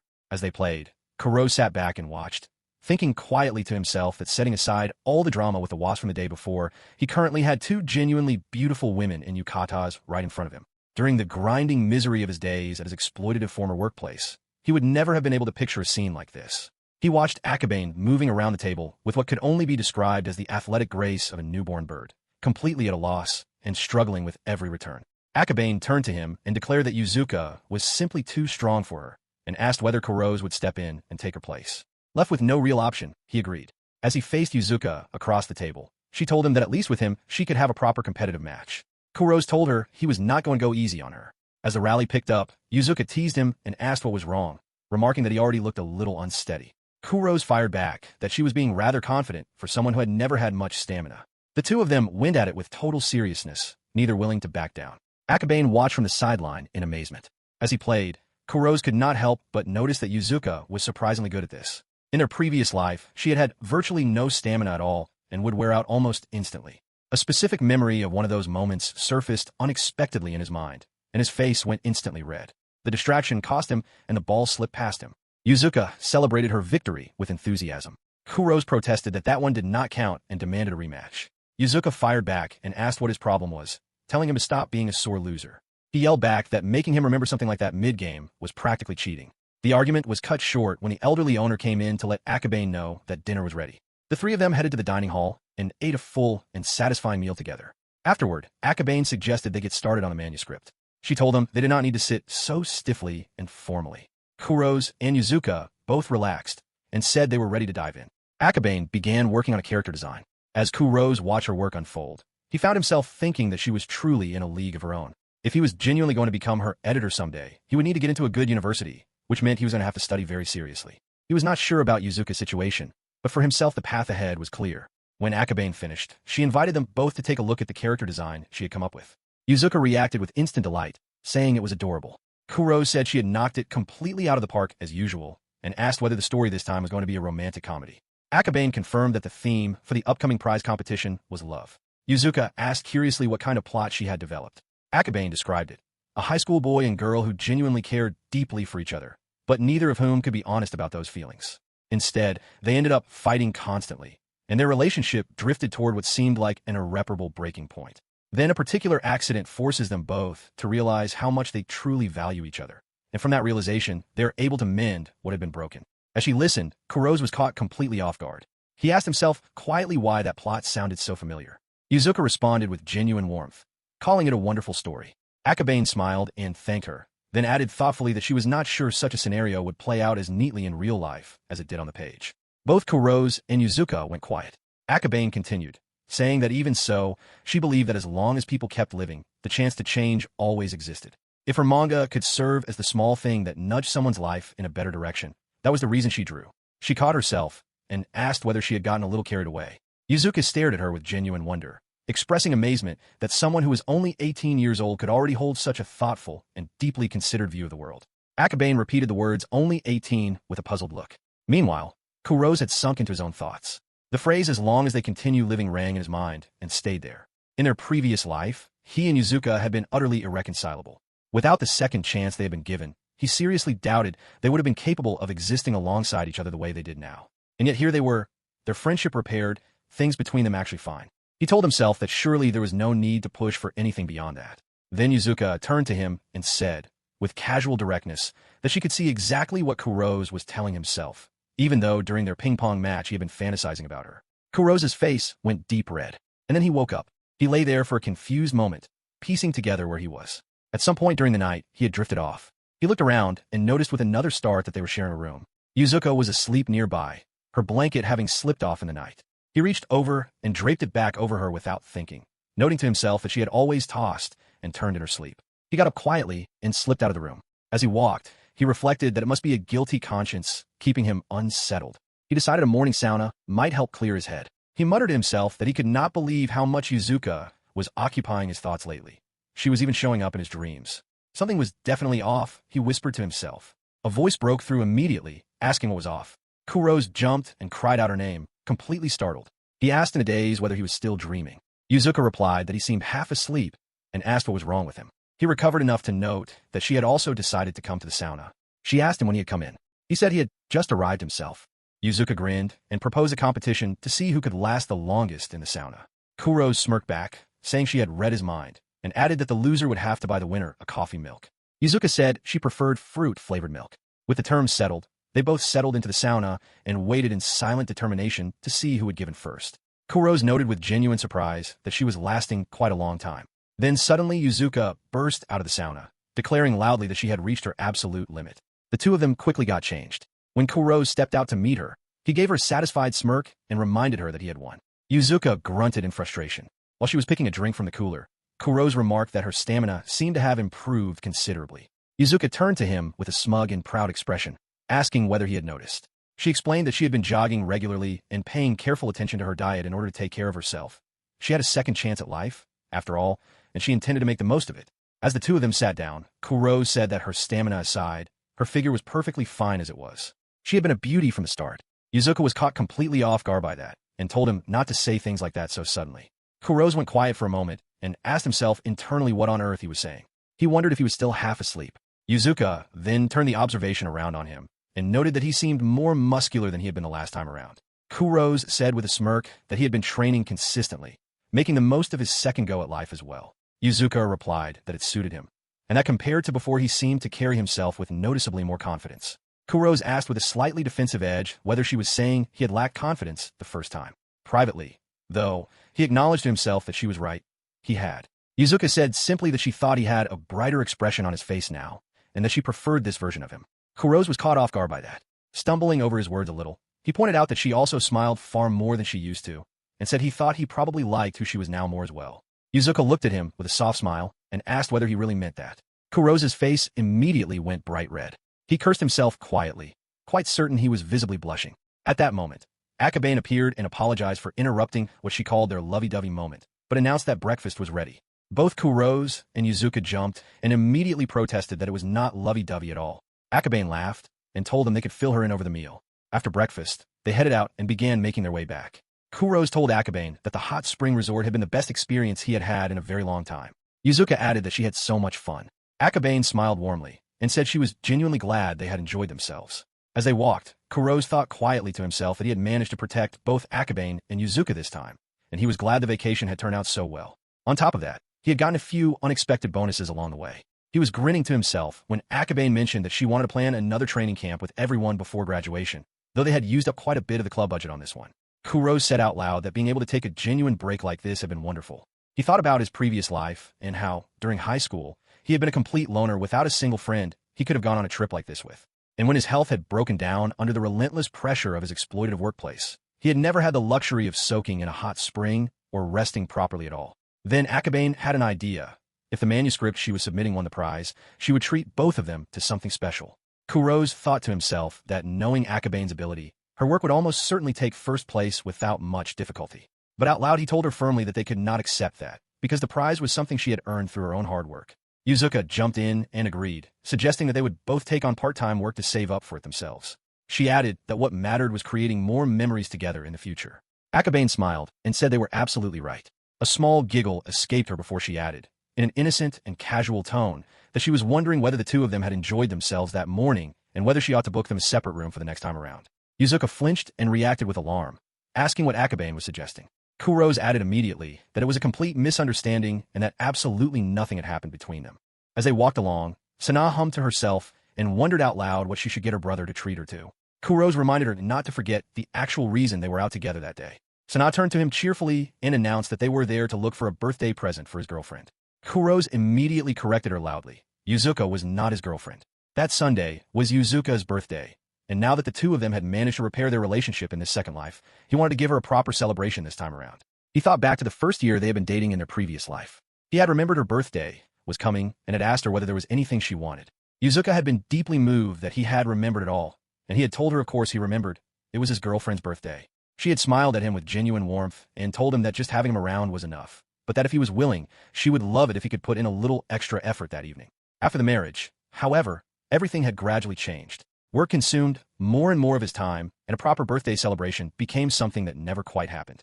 By the time things fell apart between them, they were not even sending each other simple messages of well wishes anymore. With all of that in mind, he had no clear idea what kind of present to get for her. He knew she was a big fan of anime and all things related to it, but he wanted to give her something that carried more personal and commemorative meaning rather than just another piece of anime merchandise. He was still turning that over in his mind when a sudden loud exclamation from Sana pulled him out of his thoughts. She had spotted a doll and declared it was adorable. Kurose looked over. Getting Sana to help him hunt for a present had seemed like a practical idea. She and Yuzuka had been on close enough terms in the previous life that the two of them would spend time together even without him being there. Sana held up a large stuffed toy and enthusiastically suggested putting it in the living room. Kurose reminded her firmly that they were not there to shop for herself, and pointed out that the arrangement had been lunch in exchange for help finding something for Yuzuka. Sana apologized with an innocent smile, then added that the mall was so large she was sure they would find something that would make Yuzuka happy. Kurose looked around. It had been a while since he had last come to this particular mall. The two of them kept searching, moving from place to place. They tried the bookshop area, but could not find anything that felt right, and moved on. As they walked past a clothing store, Kurose realized he had some memory of buying clothes from that very shop before their first date together. Sana's attention was immediately captured by something in the window display. She pointed out that the maid uniform on display was adorable and asked her brother whether he thought it would suit Yuzuka. Kurose agreed that it would, then caught himself and immediately said absolutely not. There was nothing wrong with giving clothes as a gift in principle, but a cosplay outfit was going a step too far. Sana asked with a playful look whether he had not already made Yuzuka wear cosplay at some point. Kurose broke into a sudden cold sweat and demanded to know how she knew about that. Sana explained that Yuzuka had told her all about it the last time they had hung out together, and added that she was impressed her brother had managed to get Yuzuka into an anime cosplay outfit like that. Kurose insisted there was nothing particularly notable about it. He let out a long and tired sigh and suggested they just get something to eat, saying he was exhausted. Sana immediately lit up and declared she wanted pancakes. They made their way to a nearby cafe, and before long a plate of thick and fluffy pancakes was set on the table in front of them. Sana took a bite without any hesitation, and her face brightened completely. She thanked Kurose for the treat. Meanwhile, Kurose looked around the cafe and noticed that the waitresses were wearing rather charming uniforms. He also recalled with some private sadness that this cafe would be closing down in a few years. As he looked around the room, his eyes landed on a familiar face. He stared. It was Yuzuka. Kurose immediately turned to Sana and asked in a low voice why Yuzuka was here. Sana reacted with barely concealed delight, admiring how good Yuzuka looked in the uniform. Kurose's eyes narrowed, and he asked whether Sana had chosen this cafe on purpose. Sana explained that the last time she and Yuzuka had spent time together, Yuzuka had mentioned her part-time job there in confidence, saying she would find it embarrassing if Kurose ever saw her working. Sana added that it seemed like such a waste that Yuzuka could not show off to her boyfriend, and that she was simply being thoughtful about it. Kurose's expression grew increasingly strained at that explanation. At that very moment, Yuzuka walked over to their table. Yuzuka came over to thank them for waiting and was just about to say something more when she looked up and recognized the two faces in front of her. She stared in surprise at seeing both Kurose and Sana sitting there. Sana jumped in cheerfully and said they had come to see her. Yuzuka turned flustered and reminded Sana that she had specifically asked her to keep this a secret from Kurose. Kurose quickly clarified that he was only there because Sana had dragged him along entirely of her own initiative. Sana remained completely unbothered by any of this and simply remarked that the uniform looked really good on Yuzuka, directing the comment toward her brother to confirm. Yuzuka looked away and murmured quietly that something so frilly and decorative did not suit her at all. Kurose told her immediately and without any hesitation that she was completely wrong. It looked really good on her, and he thought it was cute. Yuzuka was a little taken aback by how directly he said it. Kurose then added that the cosplay outfit from before had been even frillier, so this should be nothing by comparison. Yuzuka reminded him that she had only put that on because she had lost the card game and had no choice. Sana's ears immediately perked up at the mention of a match, and she asked with suspicious curiosity what kind of match they were talking about and whether something improper had happened. Both Kurose and Yuzuka immediately and loudly denied it. Just then, another customer nearby tried to get someone's attention. Yuzuka glanced over and told him she would be right there. She set down Kurose's order in front of him and told the two of them that once they were done eating they should leave. Then she went off to attend to the other customer. Sana leaned toward her brother and whispered that he looked awfully happy. Kurose told her to be quiet, but his eyes drifted back to Yuzuka as she moved around the cafe, taking orders. She was genuinely working hard, and it was a noticeable change from the version of her he remembered, the one who had been painfully and almost paralyzingly shy in these kinds of social situations. As he watched her, an idea suddenly came to him. Sana remarked that seeing Yuzuka in such a cute outfit seemed to have done wonders for his mood. Kurose announced that he had figured it out. He knew exactly what he wanted to get Yuzuka for her birthday. He was going to take her to a maid cafe. Sana stared at him with wide eyes and asked whether something had snapped in his head. Kurose told her calmly that he had simply remembered something important. Yuzuka actually liked that kind of thing. He explained that in their previous life, they had walked past a maid cafe during a date, and he had clearly seen her interest spark. At the time, since he had not yet revealed himself as an otaku, he had not had the courage to suggest going in together. He browsed on his phone and found one nearby that looked promising, noting that guests could also dress up in cosplay, which he was fairly certain Yuzuka would enjoy. Sana looked at him with barely hidden skepticism and said it all seemed fine enough, but suggested that the real truth was that he simply wanted to see Yuzuka in a maid uniform. Kurose denied it firmly, insisting he only wanted her to be happy. Then a loud and unpleasant voice broke through the cafe noise nearby. A man was demanding that one of the waitresses give him her contact information. Yuzuka told him that it was against the rules of the establishment. The man brushed her off and pressed further, insisting it was no big deal and telling her to cooperate. Kurose turned toward the situation, thinking to himself that he had not imagined this kind of attitude still existed. He caught himself. They were still in the Heisei era, so perhaps it was less surprising. The man continued pressing her, guessing that she was a student and telling her she was bothering him by being difficult. He reached his hand toward Yuzuka, but before it could make contact, Kurose moved and gripped the man's wrist firmly, stopping him. He told the man plainly that the waitress was clearly uncomfortable and that he needed to stop. The man reacted with anger, demanding to know what Kurose's problem was and insisting that this had nothing to do with him. His raised voice drew the attention of everyone nearby. Kurose gripped Yuzuka's hand at the same time and told the man directly that it had everything to do with him. Yuzuka was his wife. Yuzuka called his name in shock. The man raised his fist, furious, and declared that Kurose was going to regret this. But before anything could happen, a large and heavy hand came down on the man's wrist from behind. The chef was standing there with a cold and unreadable expression, asking in a dangerously calm voice whether the two of them should have a conversation in the back. The man immediately cried out in pain and began apologizing frantically. Sana appeared at that moment and told the two of them that she had already gone to get the manager. Kurose thanked her for handling it.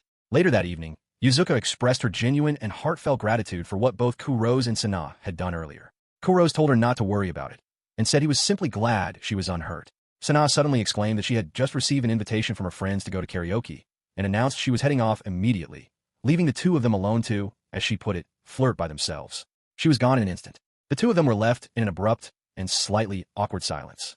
Yuzuka was the first to speak. She brought up what Kurose had said during the confrontation, trailing off slightly as she did. Kurose scratched the back of his head and apologized for it, acknowledging that he had called her his wife. He left the rest of the thought unspoken, that she was his ex-wife now, that it had slipped out without thinking. But Yuzuka reached out and gently took his hand in hers. She told him it was all right, that in fact it had made her happy. Kurose stood completely still, stunned. Yuzuka seemed to catch herself immediately after saying it and quickly brushed it off, thanking him again for everything that day before saying goodbye and heading off in the opposite direction. Kurose stood alone where she had left him, his hand slowly curling into a fist. He stared down at the hand she had held. His heart was beating fast and loud. A single thought echoed through his mind, growing louder and more insistent. She had said it made her happy. Was it possible that she felt the same way he did? At the cat cafe, the waitresses in maid outfits came out to welcome the arriving customers. Kurose looked around with wide eyes, taking everything in. Yuzuka's birthday was that Sunday, and he had decided he wanted to celebrate it at a maid cafe, so he had come today to get a proper look at what this particular one had to offer before committing to the plan. He noticed a tan girl with a sharp gal style, another with a classic princess cut, and a twin-tailed maid wearing glasses, the whole range of familiar types he associated with the genre. It all felt warmly nostalgic to him. He glanced toward a waitress who had just come out from the back, and his amazement deepened. She was genuinely cute, and almost certainly the most popular one there. The waitress came over and asked in a noticeably deep voice whether he would care for the special omurus. Something about the voice made Kurose pause. He looked more carefully. He let out a small gasp. It was Yamada. Yamada recognized him in return with an air of pleasant surprise. Kurose knew Yamada as a classmate, one of the boys from the football club, whom Yuzuka had mentioned running into at a family restaurant. Kurose said he had not expected to find Yamada working at a maid cafe. Yamada laughed and said it suited him rather well, then asked with some teasing curiosity whether Kurose was sneaking off to a maid cafe without telling his girlfriend. Kurose clarified that he was simply there to preview the place. Yamada asked what that meant. Kurose explained briefly that he wanted to bring Yuzuka there to celebrate her birthday on Sunday. Yamada responded with warm enthusiasm, complimenting the gesture as a fine display of affection, but then added that the cafe was going to be closed for a period of time, starting the very next day. Kurose was shocked. Yamada told him the place was undergoing renovations and that today was actually their last day of business before the closure. Kurose could barely take it in. Then an idea struck him. He reached out and gripped Yamada's hands and quickly explained what he had in mind. Yamada considered it for a moment and then agreed, saying he supposed he could not refuse and that he would go along with the plan. Kurose returned home after that. He asked for his sister's help and explained what he needed. Sana agreed without any hesitation, saying it was perfect timing since their club activities had a break right now. She then asked with a smirk whether he had also gotten Yuzuka a proper present, or whether he was planning to simply offer himself as the gift. Kurose threatened to box her ears and told her to go dry her hair. Their mother, hearing all of this from the kitchen, laughed to herself and said it sounded like the two of them were having a fine time. The next day at school, Kurose reminded Akabane about the message he had sent the evening before. Akabane said she would absolutely help, since it was for her favorite underclassman. Kurose thanked her, and they got straight into discussing the decorations. But the door slid open without warning, and Yuzuka appeared in the doorway, asking what the two of them were up to. Kurose stumbled over his words and insisted they were not doing anything at all. With Yuzuka's birthday drawing closer, Kurose and the others spent their days making preparations in secret, baking a cake, setting up decorations, quietly building a celebration that was meant entirely for her. On the morning of Yuzuka's birthday, as she and Kurose were walking through the school hallway, Yuzuka mentioned that Sana had been unusually distant lately, turning down every invitation to hang out. Even Akabane had become noticeably brief and short in her responses to her recently. She asked Kurose whether he knew what was going on. Kurose swallowed hard before answering vaguely. Yuzuka sighed, wondering whether she should even bother going to the club at all that day. Kurose's expression immediately tightened. He could not let her skip out now. He grabbed her hand and told her to come on, pulling her toward the clubroom and sliding the door open before she could argue. She called out in protest, but the words died on her lips the moment she saw the room. Sana was inside, dressed up and beaming, welcoming her warmly. Yuzuka stood in the doorway in complete shock, unable to process what she was seeing. Kurose pulled out a chair for her with a theatrical air and invited her to sit. Her surprise only grew. Akabane, dressed in a maid outfit, stepped forward and poured tea into a cup with a polite and graceful bow. Yuzuka watched it all with her mouth open, struggling to find words. Akabane gently told her to relax and make herself at home, asking in her best-made cafe manner whether she would care for something sweet. Yuzuka's face went bright red. Kurose told her to just settle in. She was the star of the day. At that moment, Sana came in carrying something in her hands and announced the arrival of the special ultra-happy holiday birthday cake. Yuzuka stared at it in amazement. Kurose cleared his throat and led the count, and all three of them called out happy birthday to Yuzuka together in cheerful unison. Yuzuka's eyes shimmered. Akabane apologized to her for having to be kept in the dark about the whole thing, explaining that Kurose had been the one to plan the party because he had been certain it would make her happy. Sana added that they had all worked hard to prepare for it, and that the idea of creating their very own made cafe experience had come from her brother. Kurose scratched the back of his head and said he had simply thought it was something she would enjoy. As all of it sank in, Yuzuka's tears began falling without stopping. Kurose panicked when he saw her crying, asking quickly whether something was wrong and whether she disliked it. Yuzuka cut him off immediately. It was not that at all. She was deeply, genuinely happy. She told them she had not thought she would ever be able to celebrate her birthday like this again, and thanked all of them from the bottom of her heart, saying she was the luckiest person in the world. Kurose stared at her with wide eyes. Akabane and Sana exchanged a quiet, knowing look. Sana laughed with relief. Akabane said warmly that Yuzuka's happiness was all that mattered. After a moment, Yuzuka asked about their outfits, saying they were incredibly adorable and wanting to know where they had come from. Kurose explained that he had asked Yamada for a favor, and that Yamada had lent them the outfits and even thrown in some coupons. Yuzuka was completely surprised by that. Sana jumped in to mention that they also had an outfit for Yuzuka. Akabane added with a perfectly innocent expression that there happened to be a butler outfit as well, and suggested that since it was there it would be a shame to let it go to waste. Kurose might as well put it on. Kurose reacted with wide-eyed surprise at being volunteered like that, left with no real way out of it. Both he and Yuzuka changed into their respective outfits, and what followed was an extended session of photos and laughter, the two of them striking poses and falling into each other's amusement throughout the whole thing. Later that night, Kurose and Yuzuka walked home together under the night sky. Kurose remarked that they had ended up staying out quite late. Yuzuka agreed with a soft laugh. He asked whether she had enjoyed herself. She told him without any hesitation that it had been the best birthday she had ever had, and thanked him sincerely for everything he had done that day. He was caught off guard by the directness of it, and looked quickly away. He then asked, keeping his voice casual, whether she could free up some time the following week, and suggested that if she was open to it, the two of them could go somewhere together. He felt like the celebration had not quite been enough on its own. He muttered to himself, barely audibly, telling himself to just say he wanted to go on a date. Yuzuka said yes, she would like that, and asked whether she could choose the location. He told her to go ahead. She said she wanted to go to the seaside park, the place where they had had their very first date. At the seaside park, Kurose stood waiting quietly beneath a tree. Then a familiar voice reached him, and he turned to find Yuzuka hurrying toward him, apologizing for making him wait. The moment he saw her, his face went completely red and he could not find a single coherent word to say. Yuzuka tilted her head at him in confusion. He managed to pull himself together enough to say it was nothing and suggested they get moving. But the thought racing through his mind was that Yuzuka was wearing the exact same outfit she had worn on their very first date. She asked nervously whether it looked strange. The realization hit him fully. This was their first date being played out all over again. The two of them wandered through the park together, and before long Yuzuka suggested they find somewhere to sit and eat the bentos she had brought. They settled on a bench. Yuzuka said it was nostalgic sitting there, noting that they had rested in the same spot on their last visit after wearing themselves out. Kurose asked whether she was still holding any resentment about how that first date had gone. She said she was not, though she did mention with a laugh that he had dragged her all over the place and left her exhausted by the end of it. Kurose quickly apologized. Yuzuka told him she had actually had a wonderful time on that date. It had made her genuinely happy, which was exactly why she had wanted to experience it again. Kurose said her name softly, and his hand moved toward hers. He thought to himself that he wished this moment could go on forever, that he wanted to be the only reason she ever smiled like that. But memories from the past life pushed their way in, and fear settled over him. Slowly, he pulled his hand back. When Yuzuka asked whether they could come back to the park again sometime, he told her of course. They could spend time together whenever she liked, as friends. He stood up suddenly, and said they should head back before the sun set. At that moment, Yuzuka reached out and took his hand, asking if before they left they could go and see the view from somewhere nearby, an observation deck she had spotted in the distance, mentioning that the sunset from up there was supposed to be beautiful. Kurose asked whether it was not already off limits due to the state of disrepair it was in. Yuzuka assured him it had not been closed down yet at this point in time, and the two of them set off toward it. As they walked, the path became less clear. Kurose called out to Yuzuka and asked whether she was sure this was the right way. She said probably. Kurose muttered with growing doubt that the road had long since disappeared by any reasonable measure. Yuzuka pressed on, saying it should be this way. Kurose said firmly that it clearly was not, and that they should turn back.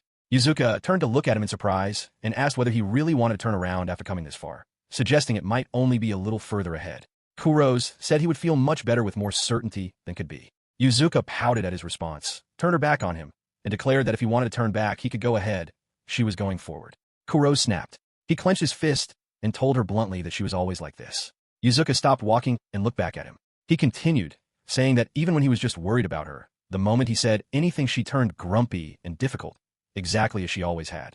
A memory rose up from their past life. He had noticed she looked unwell and had pressed her to see a doctor, but she had snapped at him that she was not a child and insisted she was fine. Back in the present, he told her to at least think about how he felt. Yuzuka turned to face him fully and raised her voice. She said that if he was going to talk like that, then he should look at himself first. She admitted that she could be emotional, but pointed out that he had always had a habit of venting his frustrations on her in ways that stung, that he could not manage to express concern without it coming across harshly, and that that particular trait of his had not changed at all. Kurose fired back, asking where she got the nerve to say that, since she had not changed one bit either. Yuzuka went completely quiet for a moment. Then she said quietly that starting over seemed to be impossible after all. Kurose called her name, but she waved it off, thanked him for a good day, and walked ahead, leaving him standing there alone. Kurose stood still, his fist clenched hard. He thought to himself about what a mess he was making of things. Before the reincarnation, he had resented Yuzuka enough to go through with a divorce. After coming back, after they had rebuilt their friendship, he had fallen in love with her all over again. But were they simply doomed to repeat the same patterns no matter what? If that was true, maybe staying as friends was all they were ever meant to be. Then it occurred to him, where had she gone? He looked around with growing worry, wondering whether she was all right. He followed the narrow path and eventually spotted her, standing alone on the observation deck. He exhaled in relief, noting that she had at least made it there on her own and did not seem to be hurt. But then he heard the sound of the railing. It groaned and creaked in a way that sent immediate alarm through him. The railing was going to give way. Without a moment's hesitation, he broke into a sprint, climbing the long staircase with everything he had. The creaking grew louder and more desperate. He pushed himself harder. Then the railing finally gave out. Yuzuka barely had time to register what was happening, but Kurose reached her in time, pulling her close and bringing both of them down to the floor together. He called out a warning even as they fell. Yuzuka stared at him with wide eyes. He was panting hard. He asked immediately whether she was all right. She said yes and thanked him. She said it had startled her. The railing had just suddenly given way. Kurose told her he had seen it from below when he spotted her. It had looked like she was on the verge of falling. Yuzuka was stunned by that. She asked in a quiet voice whether that meant he had come up there to save her. He told her of course he had. She was in danger. And even at that other time, the accident before they had been sent back, if only he had noticed the car sooner, perhaps he could have protected her then too. Yuzuka threw her arms around him without any warning, holding him tightly. He was completely caught off guard. She said she had known it, that even after everything, even after the divorce when he should have hated her, he had still tried to protect her then. Kurose said his body had simply moved without thinking, and that he had not actually managed to save her at all. Yuzuka told him that he had still tried, and that was what mattered. Even now, after a fight that she had started with her own stubbornness, he had still come for her. Kurose gave her a small and quiet smile. He told her she did not need to thank him. It was because of her that he got to see this beautiful scenery. But he admitted that every time he had tried to be more than just someone who protected her, he had only ended up hurting her. Yuzuka replied that that went both ways and said they could work through it this time. Just like at the zoo, they just needed to learn from their mistakes. This was their second chance, and they had already shown that the future could be different. They had saved Akabane. They had changed what was supposed to happen. The future was not set in stone. Yuzuka stood up suddenly and looked at him directly. She asked him plainly whether he loved her now. Kurose's eyes went wide. Then, without hesitating for even a moment, he told her he did. Her face went warm with color, and she asked how much. He told her enough to want to marry her again. Yuzuka asked whether he would remarry her. Kurose did not answer in words. Instead, he reached up and gently cupped her face with his hand and kissed her. 12 years later, Akabane had become a celebrated and widely loved manga artist, with Kurose and Yuzuka both working as her editors. Sana, meanwhile, was at a gym scrolling through her phone and reading one of Akabane's popular series, while others around her gathered and chatted excitedly about the story. That evening, Kurose and Yuzuka stopped by a cafe and unexpectedly ran into Yamada. The three of them exchanged warm greetings and caught up briefly before going their separate ways. On the walk home, Kurose kept a quiet and steady eye on everything around them, watching over Yuzuka without saying anything about it. Yuzuka reached out and took his hand. Kurose stopped for a moment, genuinely surprised by the gesture. Yuzuka looked up at him with a soft and warm smile. He looked down at their hands held together, and then laughter came easily to both of them as they kept walking home beneath the moonlight, side by side, hand in hand.